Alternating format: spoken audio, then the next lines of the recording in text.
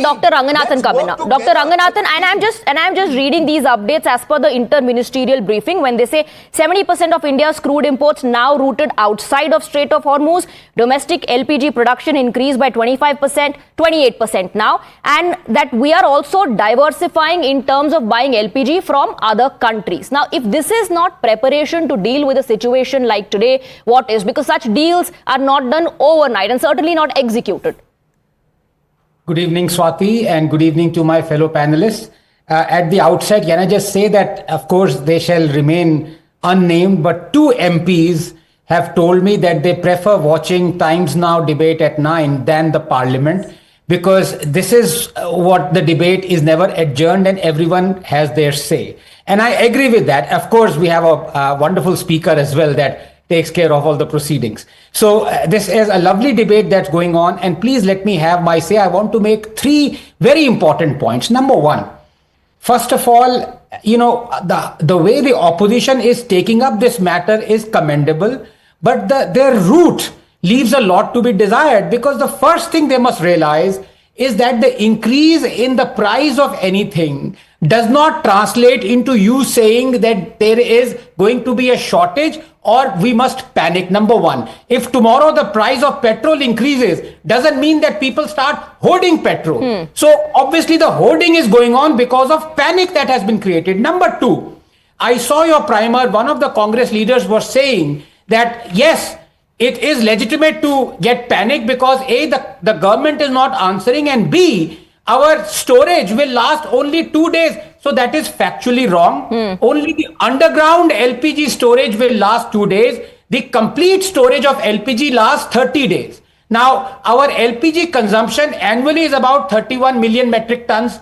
Just yesterday, we are getting additional 1 million metric tons from the USA. We have today increased our capacity, internal capacity, domestic capacity by 25%. There is absolutely no need to panic. But here is what I say. The communication by the government leaves a lot to be desired, because Tehseen confused between domestic LPG use and commercial LPG use. So he is right that there are a lot of restaurants, canteens, even temples that are facing the pinch.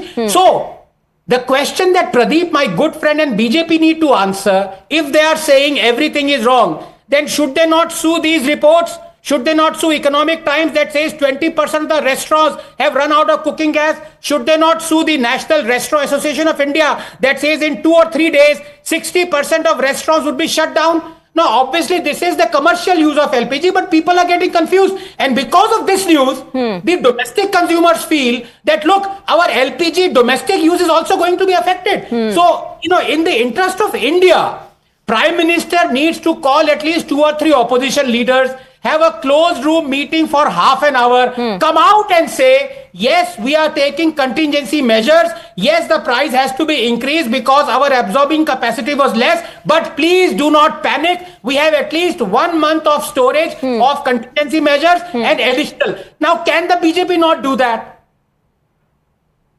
Riju Datta, Dr. Ranganathan says that the opposition should back the government here and help the government in this situation, not spread panic. The minister in the parliament today said that this is not time for fear-mongering or fake narratives. On the issue of commercial cylinders, he said a major decision, 20% of the average monthly commercial LPG requirement will be allocated from today by OMCs in coordination with state government, so that there is no hoarding or black marketing. But people couldn't hear that because his voice was drowned out.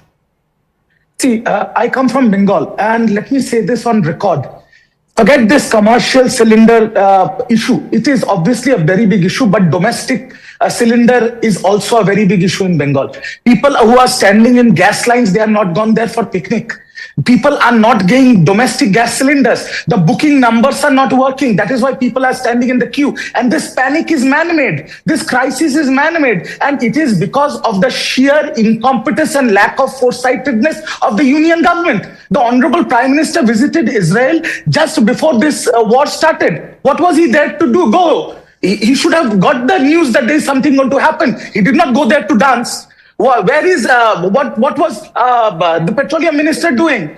What was Laser Eye Jaishankar doing at that time? There is a severe crisis. I want to say this on record on Times Now. The panelists here on Times Now, I am sorry to say, do not represent the common India. The common people of India are panicking. They are scared. But why are they panicking? Are they panicking because of the crisis, or because of fear mongering, as the government says the opposition is responsible for? Absolute crisis is there on the ground. People are not getting domestic cylinders. They are calling the booking numbers. The numbers are not working. It was 25. Now it is 25 days before you have to book. Auto, the people who travel by auto are common Indians. Auto LPG cylinder prices have gone up 5 rupees per liter. This is hitting the common man. People who are sitting on this panel, we are talking about the greater India. But what are the people who are responsible for this were doing when this crisis was taking place? My last question is this.